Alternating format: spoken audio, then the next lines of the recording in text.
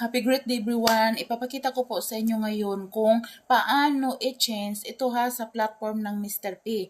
O paano i-change po into USDT. Yung USDT po maganda yun kasi 97.536 ang coins instead 90 po ang change po. O paano? Yung sabi nila naka-USDT na po kami pero gusto namin na ibalik po sa GCash or sa bangko na process. Okay? So panoorin ninyo para makita ninyo kung paano.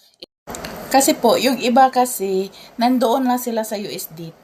Yes, marunong na sila sa USDT. Pero change coins lang po yun. Pero may iba dito po na nagtanong paano ibalik doon sa GCash o i-transfer na naman natin sa GCash or sa bangko para maka-withdraw sila at saka magkaroon ng pera. So, sundin nyo lang talaga ang video ito. Ituturo ko sa inyo kung paano i-change na naman. Oo, para magkapira tayo. Withdrawin na natin.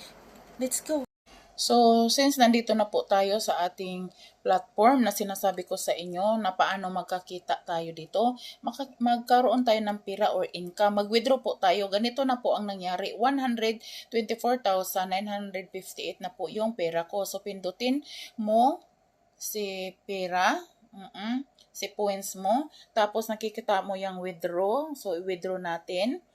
Since tayo po ay nasanay tayo o palagi natin ginagamit si USDT kasi ang change niyan is 97.536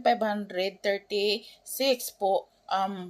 Kailangan natin itong withdrawin kasi kailangan natin ng pambili ng bigas, o di ba? So i-change natin into bangko yan or GCash. So pindutin muna natin ito nakita nyo, itong bend, yung tatlong linya nasa gilid. Yes, naka-bend na yan. O, yan, mga bend na yan. Kung gusto nyo yung i-GCash nyo, pindutin nyo. Pero ako, bank account po, Philippine Bank Transfer. So, ito po ang gusto ko.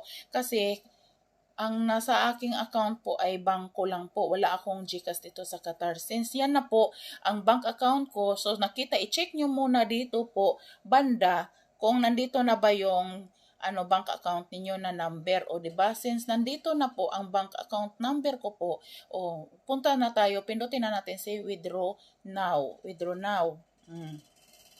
So, ang gusto ni Popo o gusto ng bangko ay $10 lang ang ating kukunin kasi 100 plus lang man yun. So, nakita nyo yan, 12.50 lang dollar ang income natin. So, whole number ang kailangan, i-type mo lang dyan ang 10. Since nandyan na si 10, nandyan na si 10, i-submit natin. Pindutin si submit at saka nandyan si confirm. Pindutin mo at saka dito ilagay mo po yung password mo. Since hindi ko muna ipapakita yan kasi bawal man. Ayan, isinulat ko na po ang 6 na number ng ko kaya naging success na siya. So, anong ibig sabihin na success? Pumasok na po doon ang pera natin sa ating bank account. So, i-check natin paano natin malalaman. Yan na lang ang natira sa pera ko, 16,958 ang points ko. So, yan na lang. Saan ba natin malalaman? Paano natin malalaman kung na-success na ba yun? So, dito po yun.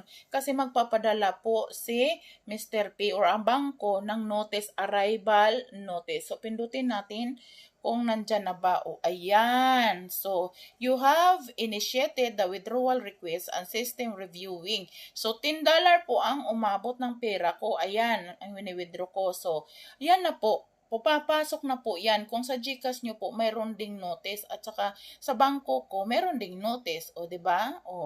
May petsa, oras kung kailan ka nag-withdraw. So, yan lang po. Sana mayroon kayong natutunan sa araw na to. Kung mayroon tanong, comments down below po. At saka huwag kalimutan mag-subscribe po sa aking YouTube channel, Kadama Alona. And also po sa aking Facebook channel po sa Daniela Lona Alfici. Thank you. Kung mayroong tanong, pwede po nating sagutin yan. Comments lang po down below. Okay?